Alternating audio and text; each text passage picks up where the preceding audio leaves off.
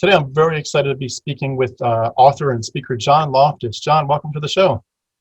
Well, it's an honor to be on it. I always want to know what I'm going to say. I never know sometimes, but Well, nice that somebody wants to hear what I have to say. I'm looking forward to hearing what you have to say for sure. I wanted to give a brief bio just for anyone who doesn't know about you. You have three master's degrees, is that correct? I do. An MA, an MDiv, and a Master of Theology, and the last of which was under William Lane Craig, which is interesting.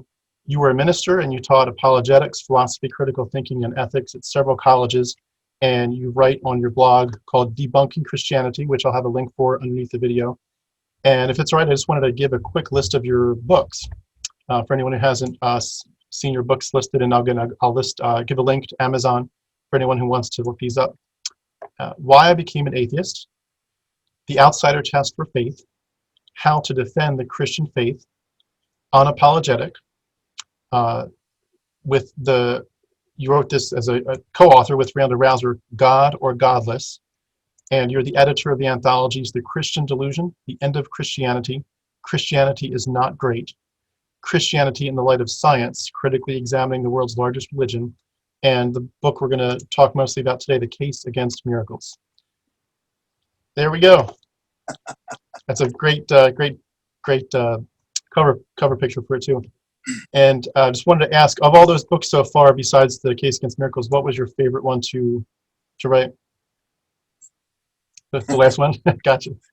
You know, I like music, and sometimes a rock band will put out some albums or CDs, and I'll like them immensely, and then all of a sudden, I sense a lack of quality to them, and it bores the hell out of me.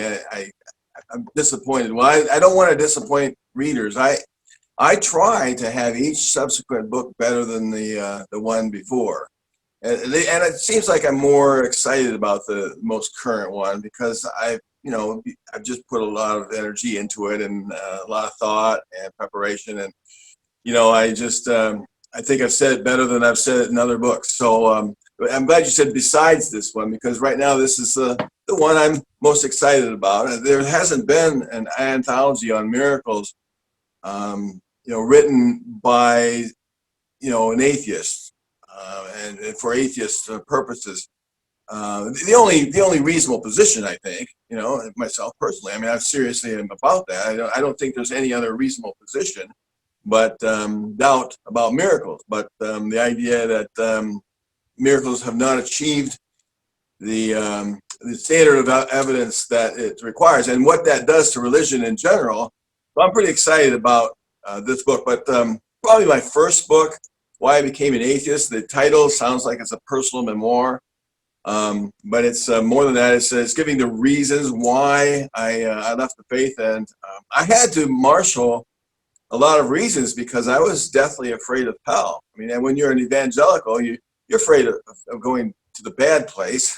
So you want to make sure you're right about that. I mean, you have to almost like double down on how right you are about it. You got to make sure you're right, and that lessens the effect of Pascal's wager. That says that, why risk, hell? Well, I didn't risk hell because after studying it, I realized there's no truth to it at all. I mean, it had minimal effect on me. So Why I Became an Atheist is a compendium of everything I had learned up to that point. It's my magnum opus, and some people describe it as encyclopedic in scope. So I like that one best. That's awesome. I've not read that one. I do want to ask, does that one or any of your books go to any depth into the origins of Christianity? I mean, I know a lot of your work is about the philosophical side of it, but do any of your works touch on that at all? In the sense of like a mystery cults of the Greco-Roman era, or the pagan parallels, does it touch on that at all, or is it more a philosophical standpoint? Well, no, I mean, biblical, historical, scientific, philosophical, it's all there. Okay. I was widely read, and the areas where I am not as widely read about, I refer to others, and I know who to refer to, and it takes something to do that. You can't just say, well, I refer you to so and so of so and so publisher. But you have to know good publishers. You have to know good authors, and those people are known by a heavy amount of reading. So in those areas where I don't consider myself an expert, I consider myself an expert in all things Christianity, but it's so vast that you can't get a grasp on it all. I mean, even after years and years, a lifetime of study, I don't claim to know everything. By far, I'm still learning some things from time to time, and it's a fascinating journey. It's a wide diversity of arguments that cumulatively show that there's really no reason to fear hell. There's really no reason to believe in God, Jesus, or the Virgin Mary. So that's why I call it my magnum opus. And then there's all kinds of books that have been spun off from that one. It gained the attention of some pretty important people who decided, yes, I'll write for you in your anthologies. And to get some of these people, it requires a certain depth of content that they would say, yes, I'll associate myself with them. And you mentioned I had 3 master's degrees, but I had a year and a half of doctoral work too at Marquette University, and I just didn't finish it. That's all there is to it. But it spawned a lot of different books. I think I've got about 11 now, maybe 12. I'm sorry, That's but awesome. I haven't stopped to count. I'm still running. And before we go into some of the meat, I did want to ask, since we're talking about your books, do you have any books kind of on the back burner coming out in the next few years? I certainly do. 2 that have been accepted for publication. One is The Varieties of Jesus Mythicism. Wow. And, I think that you were talking about the Mythicist podcast earlier, and they would be interested, of course, in that. I think one of the podcasters wrote a chapter for that. I think so. Yeah. So, but it's co-edited with Robert Price, and he asked me if I would do that for him, and so we did it together. I only invited 3 authors to it, but he invited the others, and it basically answers this question, and that is, if the Jesus tales are not true, then what can best account for them? And so I think we have about 18, 19 chapters, and plus a critique of 3 of the leading historicist objectors, Bart Ehrman, James McGrath, and Maurice Casey. So these are the 3 historicist objectors. And so I find it to be a fascinating book, and I'm looking forward to it as well. It's in production stages now. It should be out maybe 3, 4, 6 months at the most. That's awesome. And, yep. Well, I think so. I think it's about time to put it on the table. What are the various alternatives to the stories if they're false, if they're myth? If they're myth, then how did they generate? How did they come to be? Apart from, say, the resurrection and the virgin birth and those kinds of stories, which no one believes, today. And if they can seriously consider this. Yeah, exactly. But apparently, a lot of people do. So I'm talking about reasonable people who have set their standards at sufficient objective evidence. So I'm excited about that book. But the other one is in the process as well. It's been accepted for publication. It's called The Incompatibility of God and Horrendous Suffering. And I've got my authors lined up. Dan Barker's one of them. And I've written several chapters in it. David Eller's one of them. Darren Slade is. David Kyle Johnson is one of them. It covers the philosophical aspects to the problem of suffering, and it covers different religions, like Buddhism and Muslim faith, and other things. And then it also has historical and practical chapters dealing with the rise of Christianity and the evil it caused, and the biblical passages that need to be explained, just not explained away. So I find that one that's going to be better than this one. And you just heard me talk about how I like this one, because I don't want to disappoint my readership.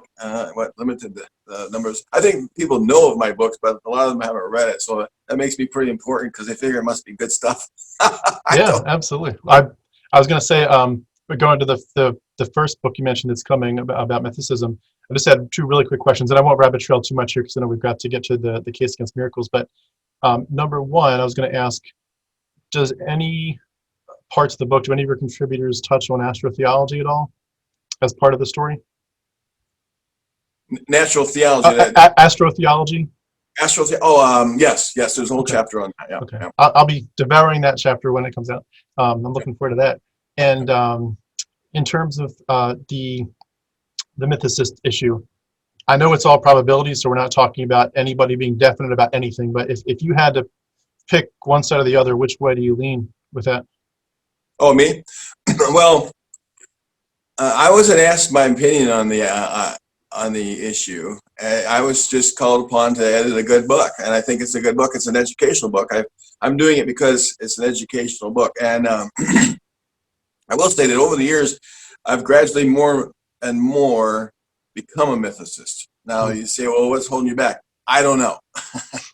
One thing is for sure, and I write this in the book itself in my little preface, that what we know for sure is that the Jesus in the Gospels never existed. You know, the guy who did miracles, the guy resurrected from the death, the guy who apparently was one with the Father.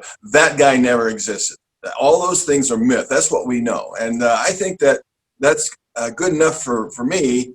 But I'm always interested in being educated on the issues, and I think the authors in this book do just that.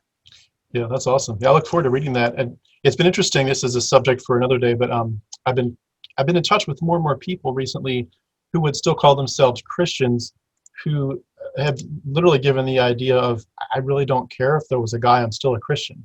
And it's interesting how progressive Christianity has kind of become much more evolved or nebulous about some of these issues. And I know I was speaking even recently with a gentleman he goes to church, I'm sure, and definitely is a Christian. I'm sure if he had children, they would raise them to know the Lord and love the Lord. But about the historical Jesus, I'm not sure. And that's fascinating to me. But that one we could probably dive into for a long time. I do want to go back to one thing too, just as an acknowledgement. When I first was going over your bio, the fact that you were under William Lane Craig, you have such a cool background. I mean, your perspective is so cool with that. And I won't rabbit you off that, but it's a neat thing that you've been in the trenches, and that's. I was trained as an apologist under some of the best, apologists, and I know their arguments, and I reject them. I came to realize, that the Bible was bunk. That's why my blog is called Debunking Christianity. It's bunk. It's kind of offensive, but I started it that way to get attention. But I've been trained by some of the best. I was trained under the mentorship of him and Mark Griesbach, who was the president of the American Catholic Philosophical Association, along with others I could mention, like Paul Feinberg and James Strauss. James Strauss lit a fire under my feet like nobody ever did before in my master's program, and so I was trained among the best. And now I don't focus on them though. I don't focus on trying to reach those types of people. That is the people who train me. They're the people who have multiple PhDs. I think Craig has 3 of them. I have multiple master's degrees. He has multiple PhDs. So I don't, because they're unreachable. So I don't focus on peer-reviewed journals. I want to reach the masses, and now the masses might not, be the proper target. I try to reach the university student and the educated person in the pew, the pastors. That's my target audience.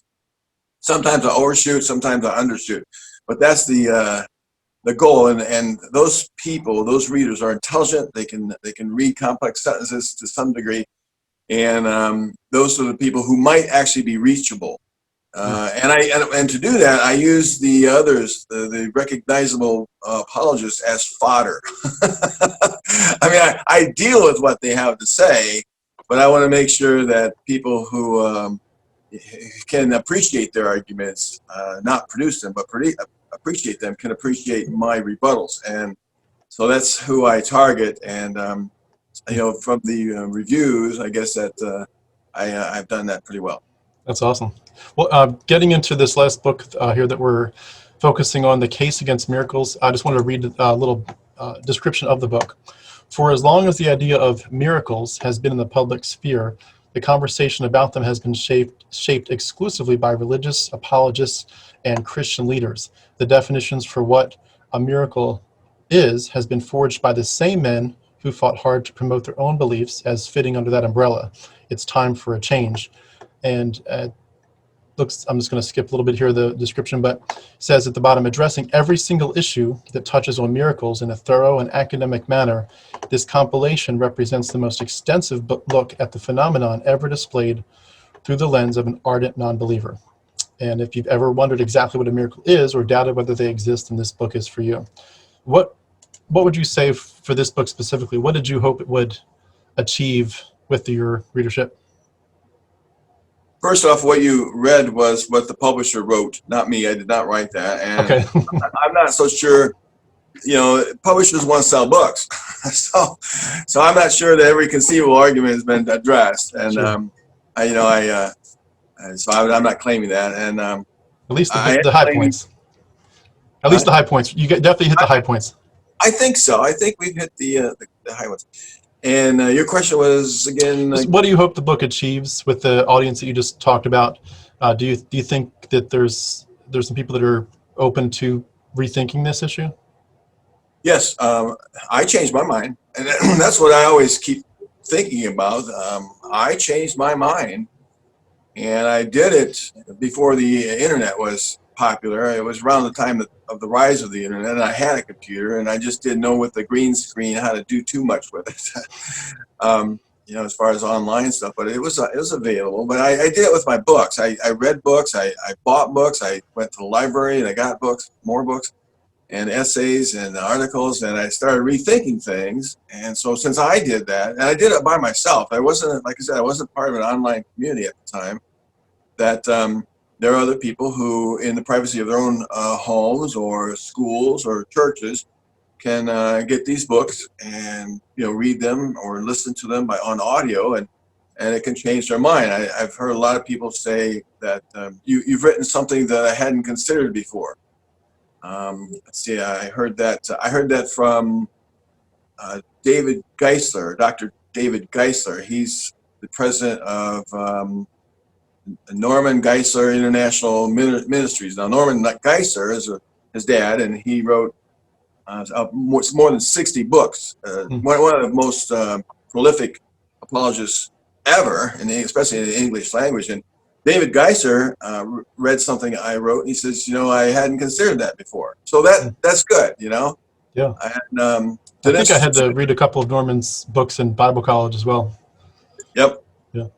And Dinesh D'Souza did the same thing when he read my book, Why I Became an Atheist. And he said that he said some things I hadn't considered before. So I'm making people think, even the well-known apologists. So so I want people to think. I want people to doubt. Ultimately, I want them to be reasonable. And by my lights, reasonable means rejecting the miracle claims, all of them, in mass, in the Bible especially, and the Quran, and the Bhagavad Gita. But just they just don't measure up to reasonable standards. There's no reason to accept them, and I want to have a discussion about that. I want to have a debate about that. I want people to try to defend those beliefs of theirs based on this book. Again, it's the only kind of book like it written by atheist scholars that is on the market. The first and only kind, as far as I know, ever. Now that doesn't mean that there are anthologies. Let me think about this.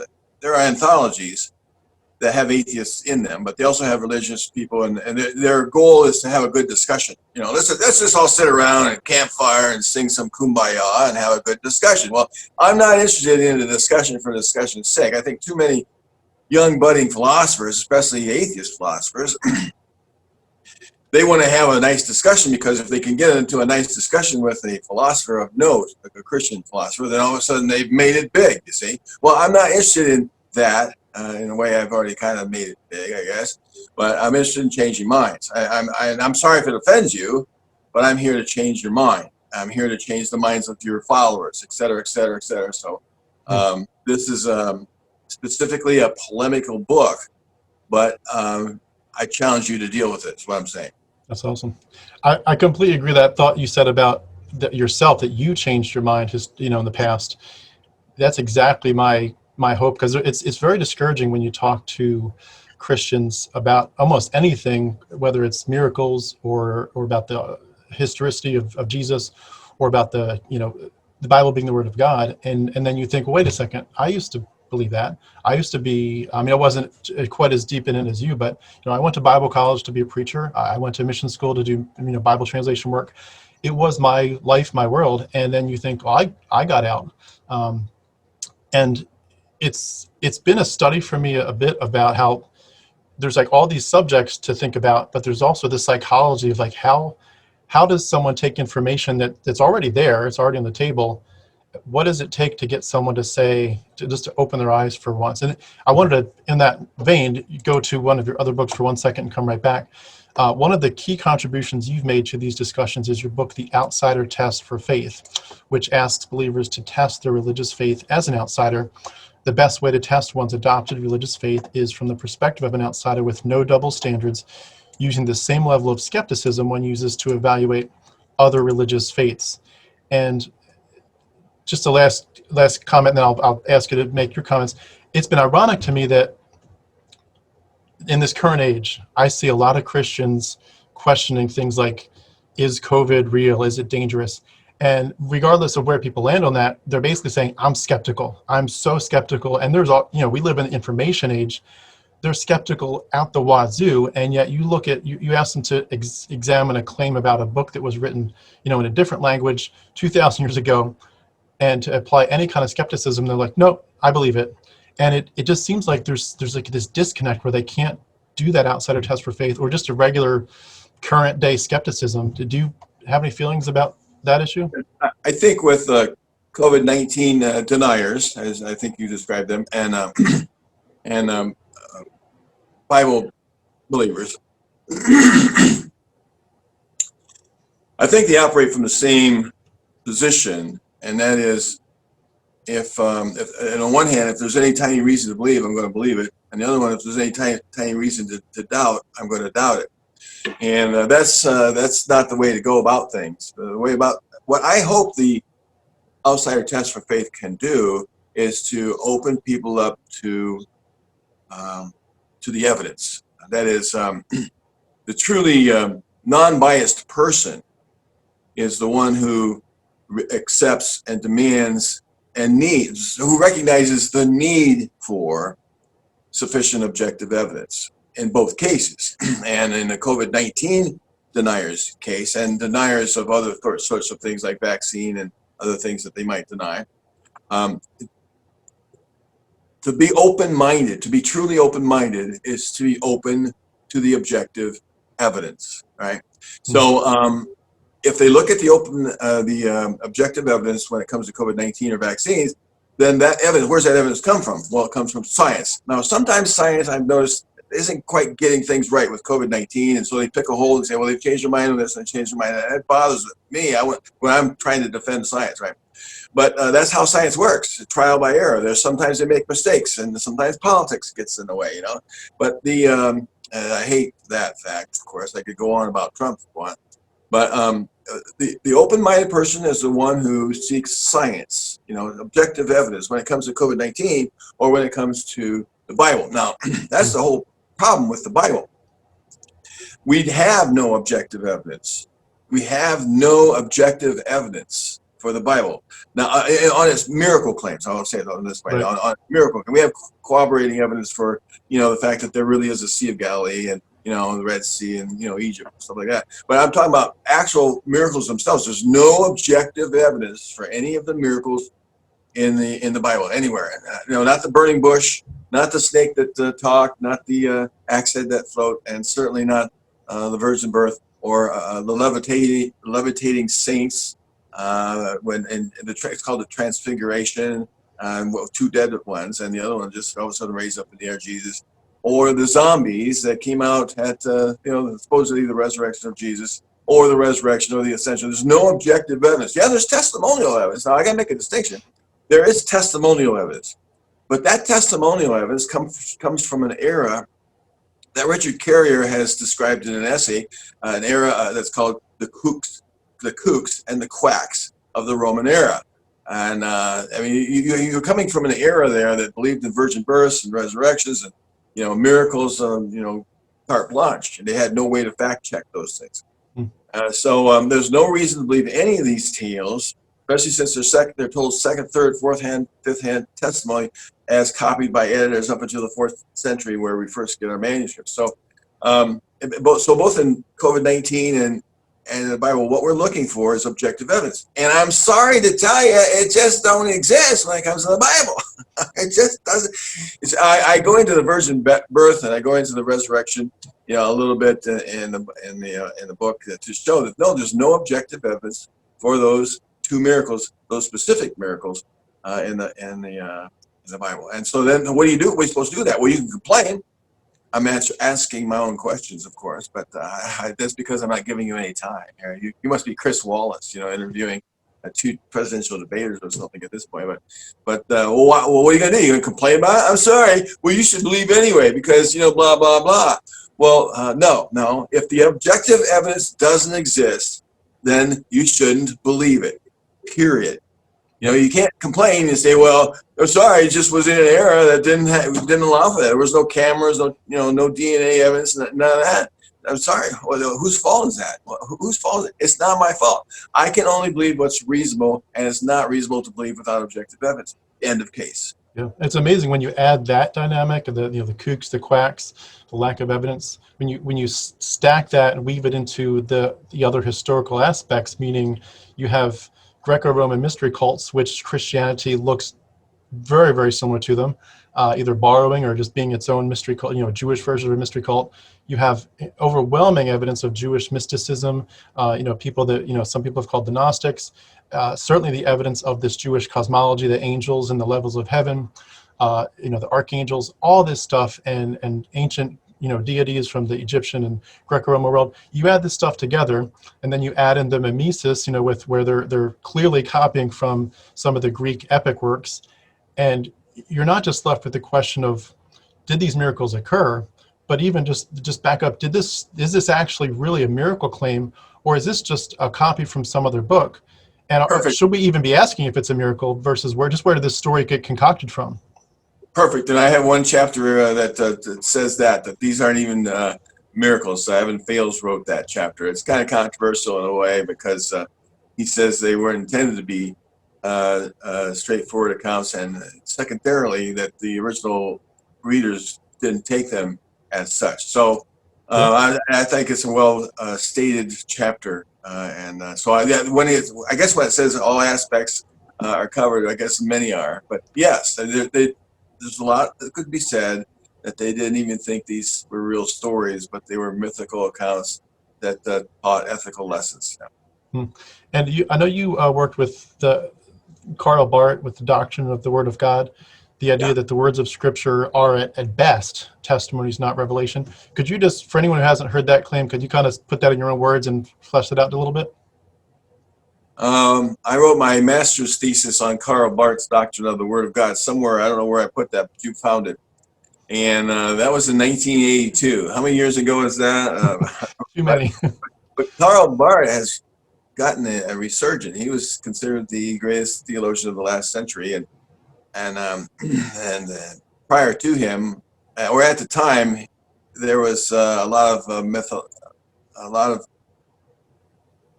scholars who argued that the stories were myth.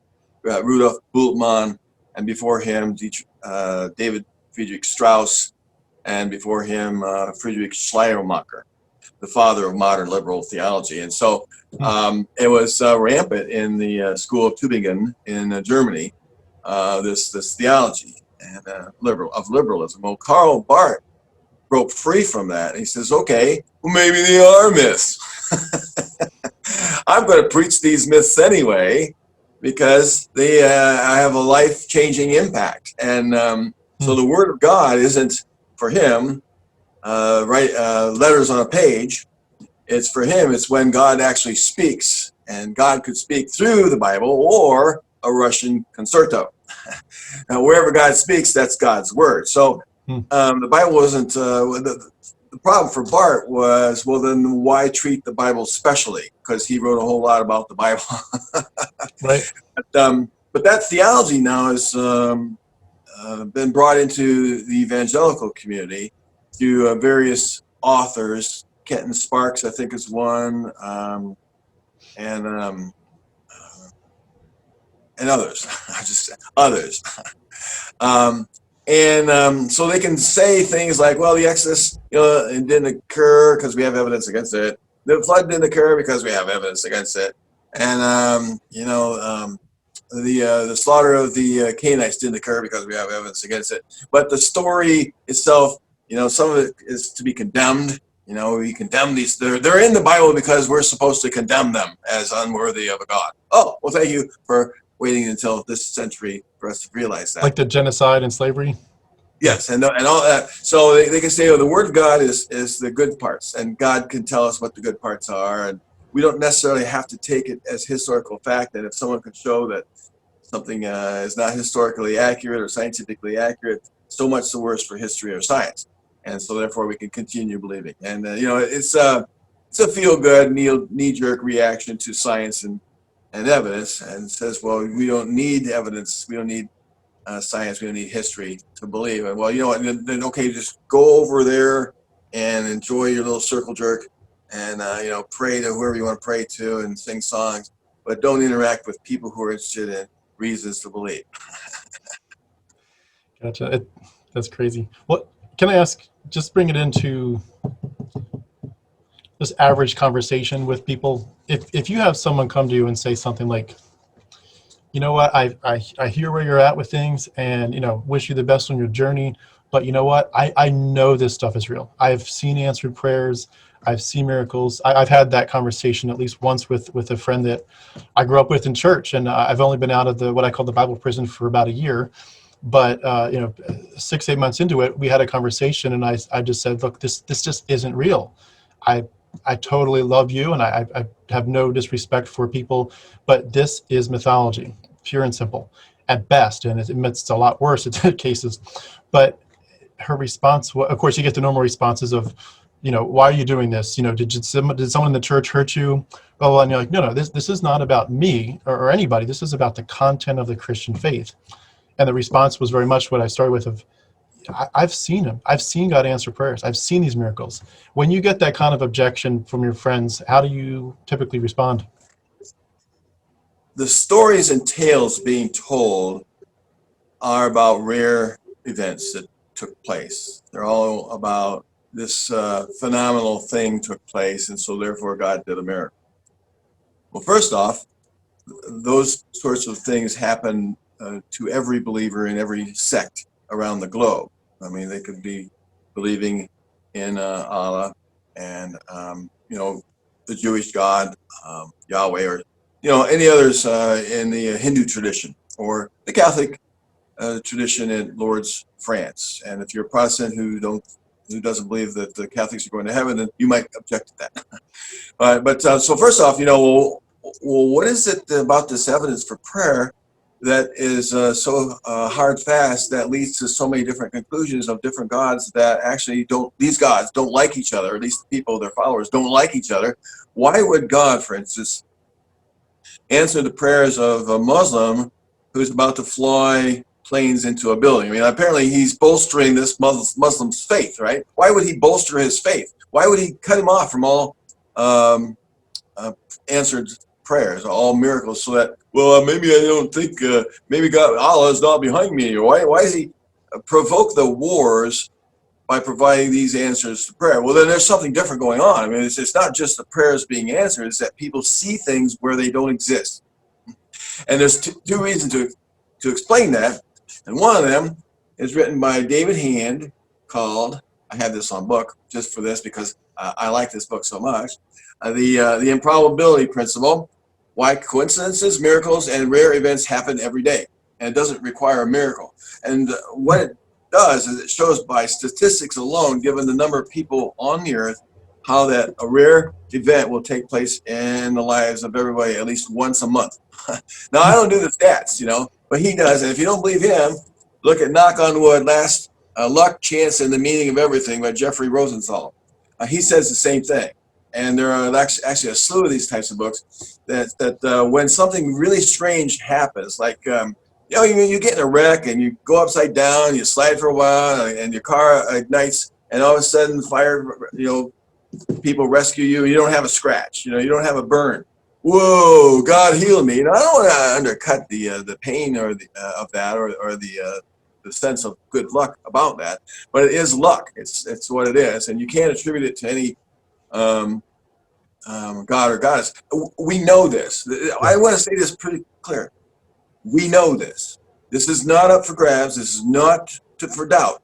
You are going to experience a miracle at least once a month, something like that, that is so rare and so strange that you want to attribute it to a mysterious cause. But you don't do that because the statistics show that this is going to happen once in a while. The other thing is about what the mind does. I like this book, Sway, The Irresistible Pull of Irrational Behavior, by the Brightmans, and the Klug, The Haphazard Evolution of the Human Mind. What our minds do is to bolster and support that which we already believe. And so you're going to find things that aren't there, much like a paranoid schizophrenic will find that the FBI is dogging them, or much like someone who is whacked out on weed will be paranoid that the police are about to arrest them. I mean, every piece, everything said, every event, all of a sudden converges on their narrative. That is, people are out to get them. And the brain can do that. The brain just does that. It does it with prayer. It does it and other things. So all it takes is a rare event in a mind like this, and put them together. There's no evidence for these miracles. They're not miracles from God. It's certainly not Allah, certainly not the Hindu God or what have you. Yeah, and it almost seems like with part of those aspects you talked about, it almost becomes like a modern day version of superstition, where we might look at people from back in the day and some of the strange things that they believed, and we'd say, it's ridiculous. But it's like we add a professionalism to it, an apologetic spin, a modern day view of it, and it somehow seems more palatable. And it always amazes me too, the idea that there's this added twist on it where we say miracles occur, that God is doing great things, but if he chooses not to do it, well, it's fine. We can pray, and he chooses not to do anything. He's teaching us a lesson. He's saying yes, no, maybe. And there's always an out. There's always, we love the miracles, but when they don't happen, we can explain it away. And it's fascinating that there's always an answer. There's always some kind of way to rationalize this. And I kind of wanted to use that as a segue to this this issue that you talked about a little bit ago about the whole the suffering issue. Why do people seem to be open to God doing amazing miracles in the sense of, say, Fatima? It's bright lights and everything, but then he can't heal the kids dying of cancer in the hospital or dying of starvation all over the world. Why does that seem to not be an issue, do you think, for most people? Like that, it's like a mental discrepancy that to me is overwhelming. It's like, you really think your God is that loving, but he won't fix the kids in the cancer ward, but he'll show shine a bright light to, on a mountain or something. It's mind-boggling to me. I think there's something else about human behavior. Not only are we irrational, but we're also narcissistic. I'm sorry to tell you this if you don't already know this. I mean, most people, maybe all of us to some degree, we have to be in some sense to survive. Bottom line, I'm going to survive. Now, a mother and a child in a car coming head on, she would certainly be mostly altruistic and throw the baby out of the way. But we are narcissistic people. And so then our God is somebody who's going to do things for us. Damn everybody else, Sorry about your luck. Hey, God saved me. It must be a purpose. The only way to account for that is that we are narcissistic. and coupled with a brain that uses everything like a paranoid schizophrenic will do to hone in that my belief is true and my God loves me no matter what. God, by the way, never does anything wrong. You see, he either can't do something or he doesn't know how, and that's satisfying to most believers because they can pick and choose what they want to believe and what they don't.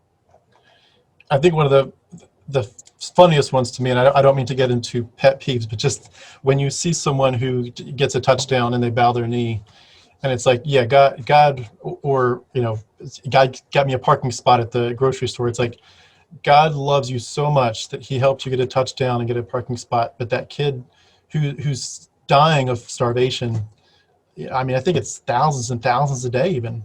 I forget what the figure is, but it's astronomical. But yet God cares about your touchdown. It's like, right. Come on. Right, it's narcissistic, and it's unbecoming a thinking person. But then that's what it takes to believe, I think. Yeah. It's unthinking people, unreasonable people, people who would prefer their cultural indoctrination to anything else. Because after all, when you indoctrinate somebody with the threat of eternal conscious hell, then that's going to be like branded into their brains just as much as you might brand a cattle, a bunch of cattle, you just brand them and it's stuck there indelibly and you can't change it. So they can't change it. It's, it takes a lot to change it. Yeah. When you talk about that issue, it makes me think also about the idea of the kids, not the kids in the cancer question, but just kids being indoctrinated. As you think about that and you think these kids are growing up attributing almost everything to an invisible God. They're talking to a God who they believe is listening to them, who's even seeing their thoughts, who is constantly, judging them for their wicked thoughts and deeds, and yet supposedly still loving them at the same time. But for sure, with the case of miracles, He's there. He's waiting for a chance to bless you and to prove Himself. It seems like there's a certain sense of psychological manipulation there, almost like a psychological abuse to children to say, I'm going to set you up for your entire life to not be able to clearly divide truth from error, to clearly think rationally. Do you feel like there's any advice you give for people like myself trying to make a difference to help people see this is not an equitable issue? Oh, we'll agree to disagree. You believe in miracles, raise your kids that way. I don't, so don't. There's this issue of we're literally helping people to waste their entire lives because of the indoctrination, the cult mentality. Well, I think parents should teach their kids to be open-minded. I think that I know what that means, at least partially. It means to be open-minded to the evidence, and that's not biased. That's not teaching them false ideas. It's not indoctrinating them. It's asking them to check everything based on the evidence. I just ask them to be open-minded. I think that if parents would just simply ask their kids, teach them by example to be open-minded to the evidence. That is, the evidence would be the deciding factor when it comes to the issues of the nature of nature, how it works, and how it originated eventually. I mean, eventually we're going to figure out, if we can at all, how it originated. It's going to be the evidence. And you have to be open-minded to that evidence rather than believe something that has no evidence, no objective evidence for it at all. And that's not biased. That's not teaching them anything false. It teaches them how to think for themselves, do it by example, and expose them to the educational ideas of our culture. Teach them about religion. Let them know there are people who believe this and believe that, and but ultimately, being open-minded to the evidence is the key, and it's not indoctrinating them. And that way, that if somebody comes along sometime later on in life and is able to show them evidence for something that they hadn't been taught or their parents hadn't been aware of or something like that, then they would be open to that evidence to accept or reject it, not be constrained by some view of an eternal conscious hell. Yeah, I love just how from all your work, I see that there's this sense, whether you're talking about an apologist or just anybody that's looking at this, we have to be willing to step back and take off the blinders.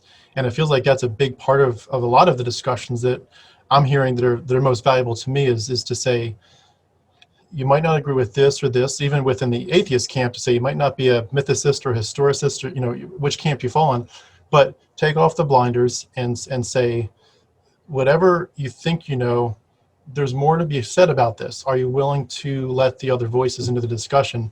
And it's very sad to me how often with Christianity, and it's certainly my experience and others that I know, it's our way or the highway, and that is just so frustrating. And I think people really don't understand just how fringe their ideas are. I don't mean in the sense of you can't point to lots of people who agree with you, but in the sense of the when you look at reality and scientific evidence, the bizarreness of some of the beliefs. And I feel like there's a big push in my heart to understand Christian origins, to understand all these kinds of issues that you work with.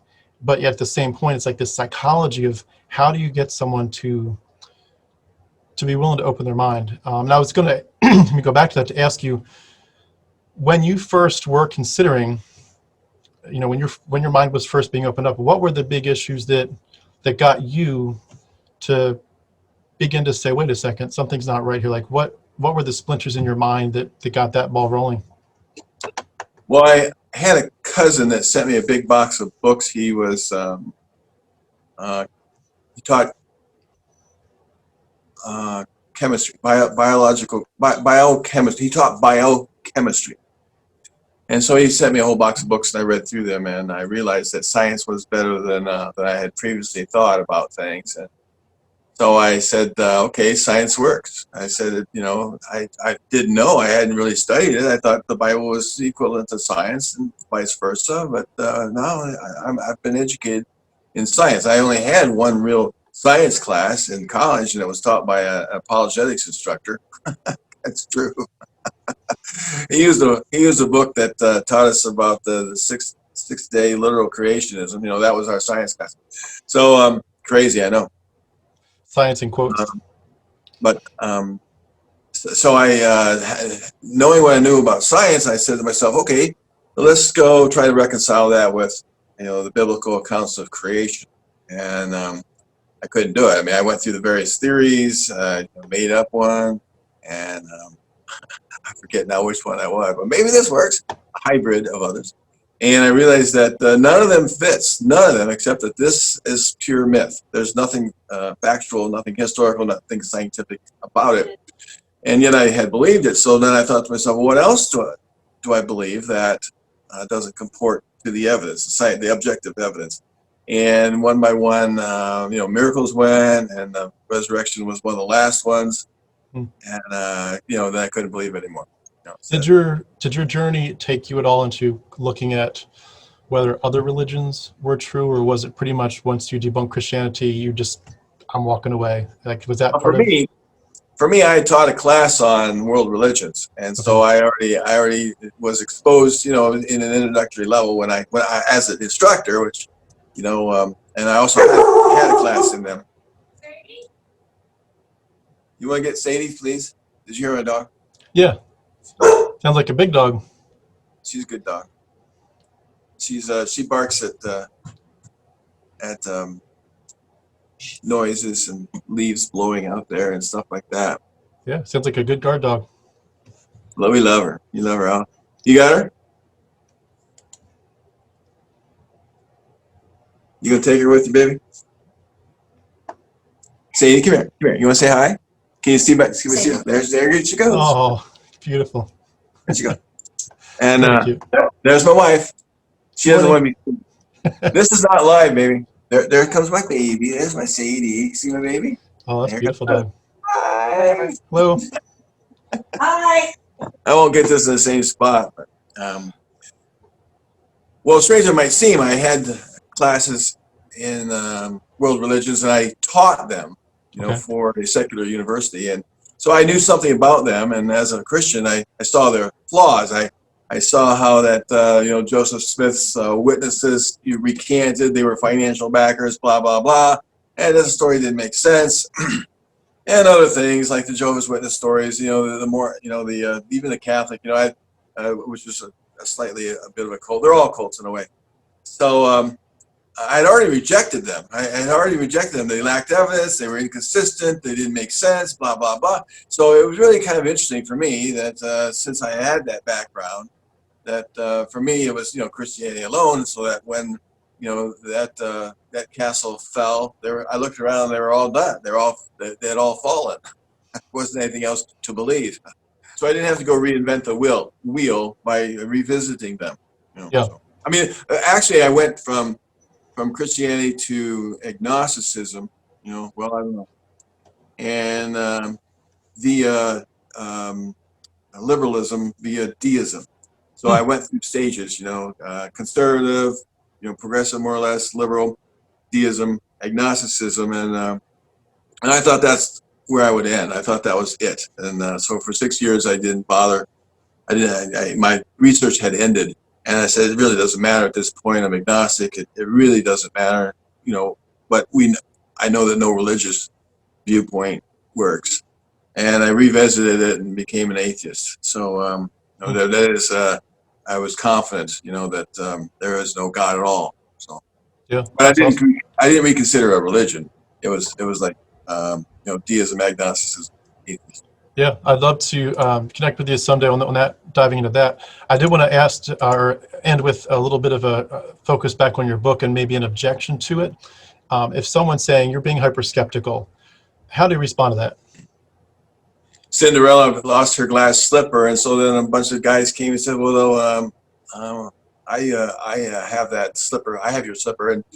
And after thousands of potential male suitors, and the shoe's not fitting, she has every right to be skeptical of the very next one, even if it might be the right one.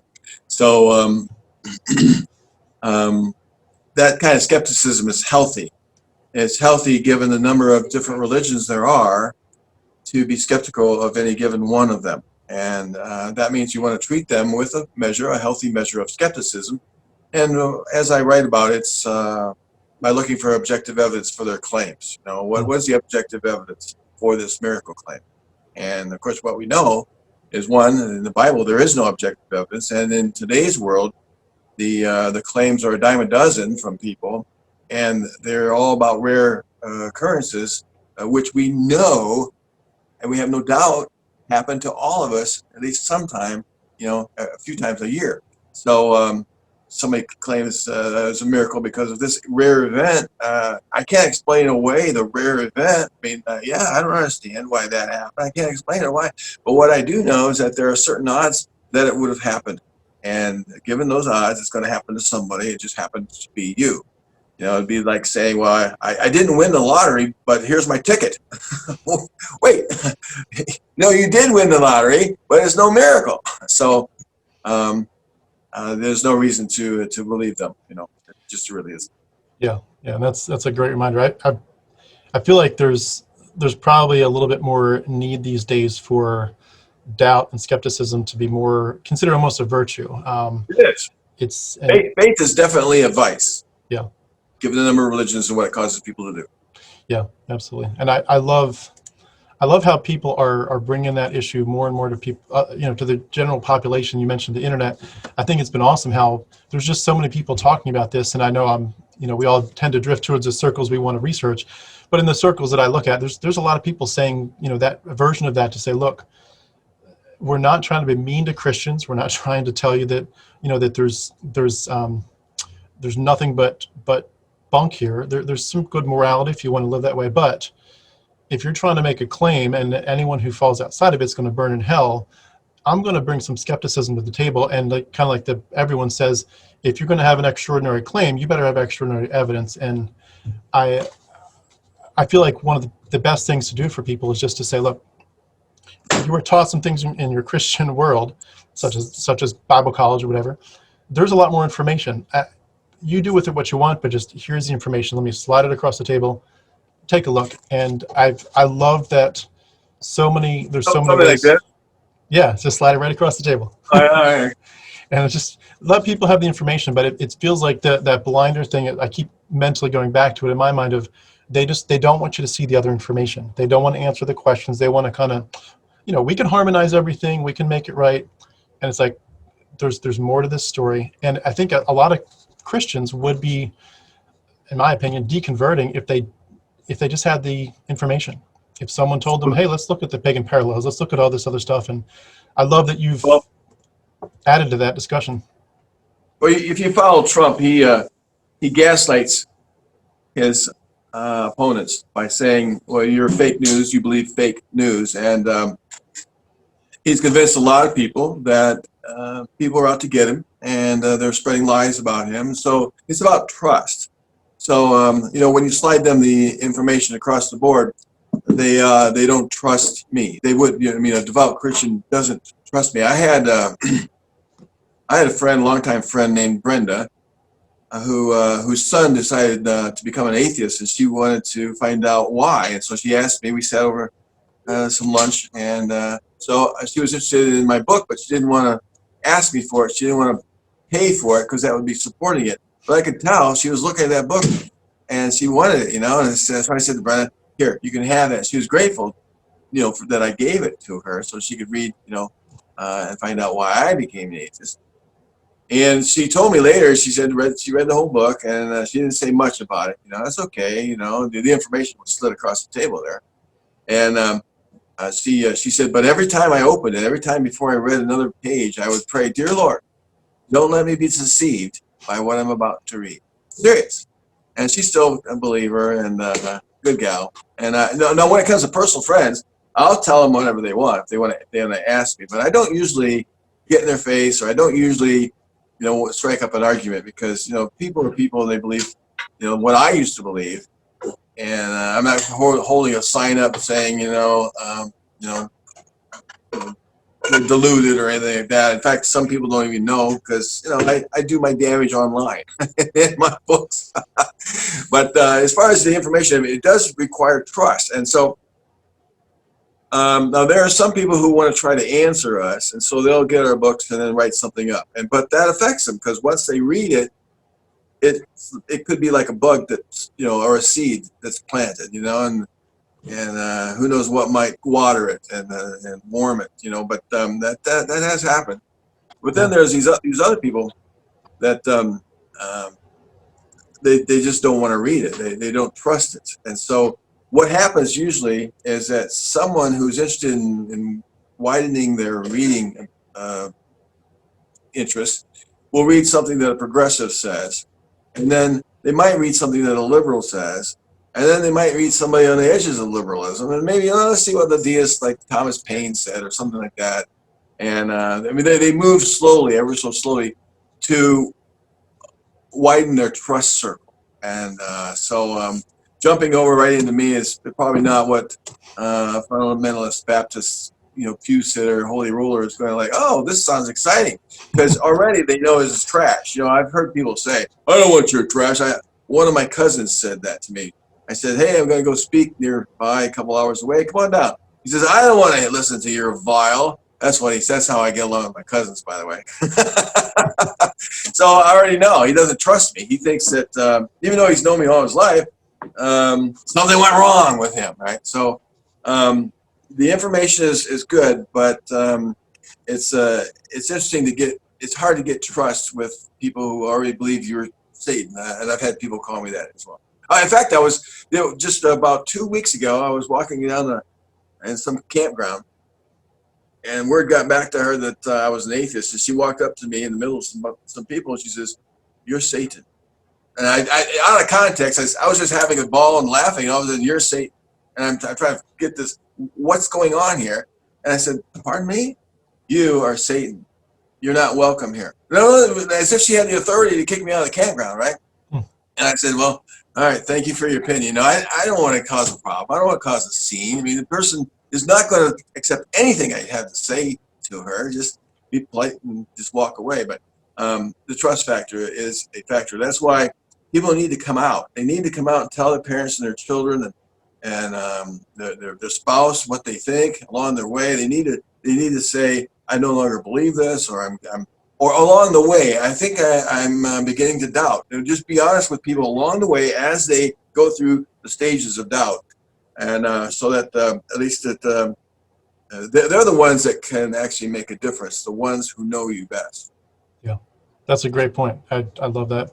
I feel like that's one of the big motivators for me. I'm working on some projects to put together some of the information that I've been studying, and that's going to be part of what I do in my channel. But along the way, just to try to help people to have a platform, to have a voice, and obviously to have professionals like yourself in the discussion, but also to have average people that just no one knows them, no one ever will, but they have a story, and that story is so powerful. And like you said at the beginning, it's about planting seeds, and there's some seeds that in some people's minds will grow. Well, there's also another factor to these our writing books and doing podcasts and things, and that is there are people who have just become atheists, or just already ready to take that last step, and they need encouraged. So even atheists who listen can be encouraged and learn something, and that is worthy in and of itself, even if no one is is changed, because I call it defection. No one defects. I used to call it deconversion, but just recently I call it defection. Defected from the ranks, whatever. The Christian soldiers, they're onward, So it's worth it. It's worthwhile just for people to be encouraged. Yes, there's good reasons to remain an atheist, and sometimes that is helpful as well. Yeah. Final question: do you have people trying to get you back into the? Oh yeah, and the number one thing that they will say, of course, they're praying for me. Well, thank you so much. How come it hasn't worked yet? Or sometimes I'll say, well, instead of praying for me, why don't you do a good deed in my name? At least something will be done. That's good. But yeah, they pray for me, and then they say, I need an experience. Come to my Holy Roller Church, and you need an experience, because they already know I can't be reached with reason. Now think about that. I mean, they do know that. Oh, I've read your book. That's all trash, but you need an experience. Come to my Holy Roller Church and watch a miracle take place. I've kind of been there, done that in a way, not too, significantly in my Christian days, but some. And so they're trying to reach me by emotions and experience. But as you know from what I've said earlier, that's not gonna cut it. No. If God is there and He decides to snap His fingers, that's one way, and take away my critical thinking faculties, well, that probably would do it. I mean. Okay, fine. So if it ever does happen, then you can praise God, because I'll be walking around like a dolt. And believing, yeah, God's real, something touched him. I don't know what it is, but there's all kinds of reasons not to accept that, and the experience is not going to cut it. I've already had experience. I mean, they just don't get it. I already had a delusional experience with a God. Yeah. You've been there, and yeah, I'm the same way. I'm always open to listening, but there's nothing they could say. Like once you've tasted the freedom of escaping from that mythological worldview, something shifts. It isn't just that you've learned more facts and that you now have a whole new encyclopedia in your head about where the Bible and the Christianity started. It's like something shifts in your worldview, and you say, you know what? I certainly appreciate the mythological stories as stories, but in terms of believing that as a worldview, you couldn't suck me in under any circumstances. I'm done. And I love that freedom, and it brings peace. It's amazing. I was a Christian for 43 years. I described as I had more peace in the first hour of deconversion than I did in 43 years as a Christian. And if there was a God, I don't think that'd be the case. He had 43 years, so to speak, to give me some level of peace. There was nothing. I mean, I always knew that I knew that it was true, but in terms of peace and the puzzle pieces making sense, it never made sense. In that first hour, I was not gradual. I was with the fire hydrant coming off. Within an hour, I was deconverted fully in every sense. And after that hour, I had so much peace. I was like, I just escaped. Wow, this is painful, but now I know what this reality is all about. And I'm so thankful for the people like you and all the other people that speak into this, that put out, even people who were past, like Christopher Hitchens, that spoke into it, so that people like us could pick up those seeds and say, thank you, you helped us think through this much more clearly and carefully than any preacher or apologist ever did. And I appreciate your work for that. Wrong. So Jesus is wrong when he says, "My burden is light." Yes. You know, he was wrong. I'm going to lay on a burden that you'll never believe how much of a burden that is. So escape hell and to worry about your every thought, because I'm reading your mind. You know, and to defend that which is indefensible. You know, when people ask, "What a burden!" and to stay married when you're unhappy. You know, or to praise God when a child gets hurt in a car accident. That's the burden I'm going to give you, and it's light. No, it's not light at all. Yeah, crazy stuff. Crazy stuff. I'm so glad I'm out. Well, thank you again for this. This has been great. Again, everyone, John Loftus, he blogs at Debunking Christianity. There'll be a link below the video, and a link again to all the books that he has, which are whole big list of them. So please check them out, and the other books that are coming down the line. This one today, The Case Against Miracles. So thank you so much for your time and your expertise, and I hope your voice just gets stronger and stronger in all this. Well, thank you so much. Thank you. Appreciate that.